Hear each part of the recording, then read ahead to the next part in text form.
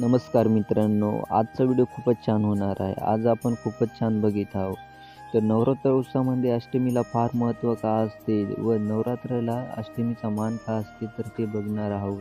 व त्याआधी आपल्या चॅनलला सबस्क्राईब केले नसेल तर करून जा. तर बघूया.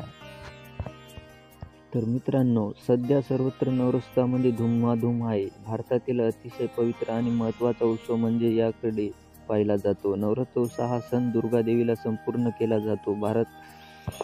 भारतात 2 वेळा नवरोत्सव साजरा केला जातो. यातील एक वसंत नवरात्र आणि दुसरी म्हणजे शारदीय नवरात्र. नवरात्राच्या प्रत्येक दिवसाला आई दुर्गेच्या वेगवेगळ्या रूपाची पूजा केली जाते. यात कुमारी पार्वती आणि काली रूपाचे पूजन महत्त्व मानले जाते. नवरोत्सवात अष्टमीला फार महत्त्व दिले जाते व त्याला एक विशिष्ट कारणही आहे.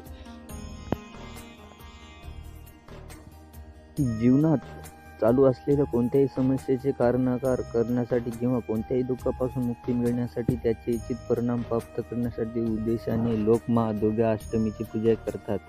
या दिवशी भक्त देवी आशीर्वादाने मिळण्यासाठी कठोर उपवास ठेवतात आणि दुर्गा अष्टमी व्रत ही हिंदू धर्माच्या अनुसारसाठी एक महत्त्वाची उपासना आहे. आणि दुर्गा अष्टमीच्या दिवशी दुर्गा देवीच्या शास्त्राची पूजा केली जाते आणि शास्त्राच्या प्रदेशामुळे हा दिवस वीराष्टमी म्हणून प्रसिद्ध आहे. दुर्गा अष्टमीच्या दिवशी भाविक पहाटे अंघोळ करून दुर्गा देवीची प्रार्थना करतात आणि या वस्तूला लाल फुले, लाल चंदन, दिवे, धूप इत्यादी पूजा करतात आणि देवीला नैवेद्य पूर्ण करतात. यासोबत देवीच्या आवडीच्या गुलाबी फुले, केळी, नारळ, सुपारीचे पान आणि लवंग, वेलीचे सुकामेवा आणि आनंदाचे प्रसाद म्हणून पंचामृतीचे केले जाते. आणि हे पंचामृत दही, दूध, मध, गाईचे तूप आणि साखर मिसळून बनवले जाते आणि एक वेदी बनवून त्यावर शाश्वत ज्योत प्रज्वलित केली जाते आणि हा मंत्र हातात फुले अक्षत घेऊन जपला जातो. जो पुढीलप्रमाणे सांगतो मी मित्रांनो तुम्हाला. तर सर्व मंगलाय शिव सर्व साधिके शरण्ये त्र्यंबके गौरी नारायणी नमोस्तुते.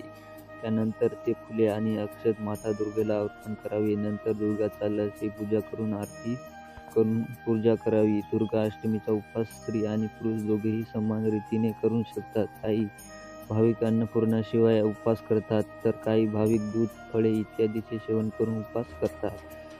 तर मित्रांनो, तुम्हाला हा व्हिडिओ कसा वाटला तर आम्हाला कमेंट बॉक्सवर नक्की कळवा आणि चॅनलला सबस्क्राईब नाही केले तर चॅनलला सबस्क्राईब लगेच करून टाका. तर भेटूया पुढच्या एपिसोडमध्ये.